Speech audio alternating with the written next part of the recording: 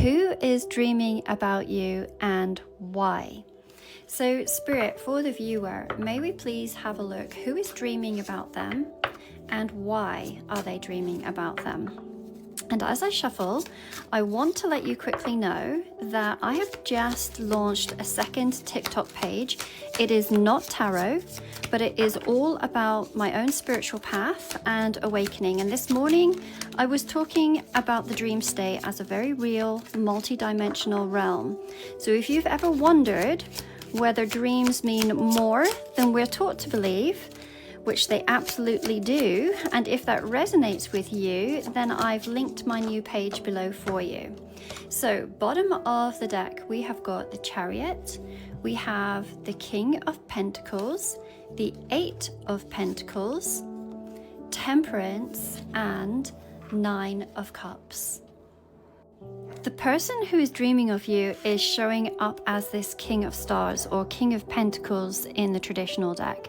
And this is someone who's grounded, they're successful, they're possibly quite established in their material world.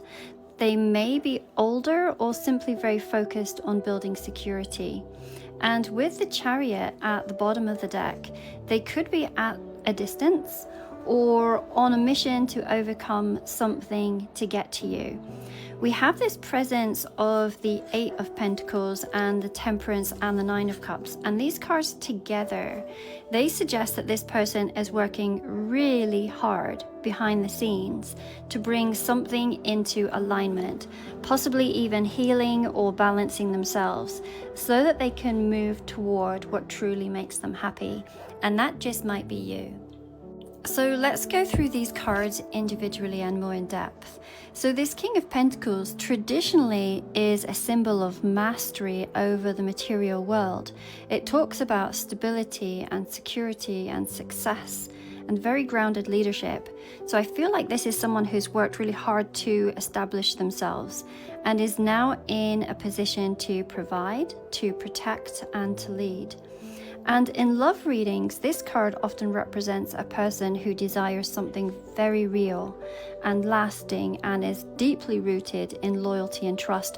They are usually the most traditional of all of the kings. Now, in this particular deck, the symbolism actually expands on that. We can see that they are holding this large golden star, almost looking like a Merkaba to me. And this suggests spiritual geometry, possibly hinting that this is not just someone successful in the physical realm, but someone who's becoming more aware of their soul path.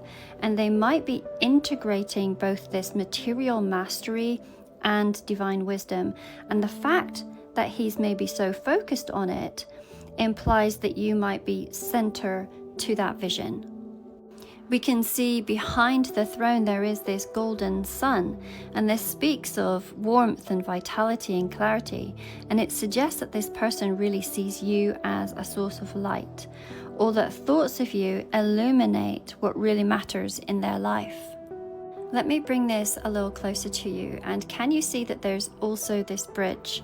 And this could imply that there's this longing to cross into something new, perhaps even to reconnect or make something real and tangible with you. It also links the inner and the outer world, just as this king links vision and action.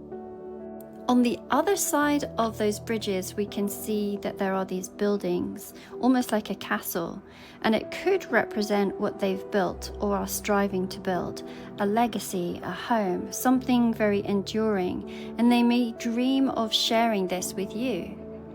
The other observation that I'm noticing is, of course, all of these castles. So I'm thinking about countries where they have all these castles. And then on this side, we have the mountains. And this speaks volumes. This is someone who's really climbed great personal and professional heights. And it maybe hasn't come easily. And they've weathered challenge after challenge to get where they are. And this could reflect their inner world or even literally describe the environment that they're in. It could be very mountainous and remote or requiring effort to reach. But this card, in context, really strongly suggests that the person dreaming of you is someone who has both feet on the ground, but their eyes on something greater, possibly a soul level connection that you represent.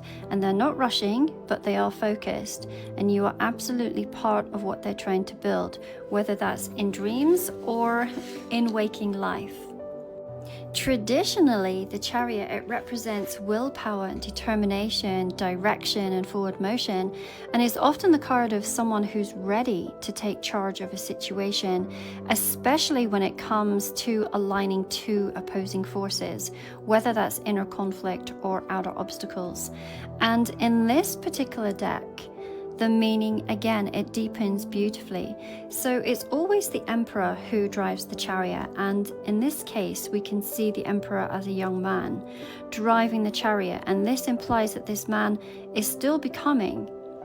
They already carry the weight and the wisdom and the responsibility of the emperor archetype, but they're in motion, they're evolving, they're learning. So this one might be someone with deep rooted traditional values, but who is still maturing emotionally or spiritually, and there's growth here. On the front of the chariot we can see this yin-yang energy, and this chariot points to balance and duality. So this person may feel that you represent their other half, especially in terms of divine feminine or masculine. And you may balance each other in ways that go beyond the material. Your energies complete one another. The other thing that I really notice is that they have these little crescent moons on their shoulder plates. And they're subtle, but they're also this powerful nod to the dream world and to intuition.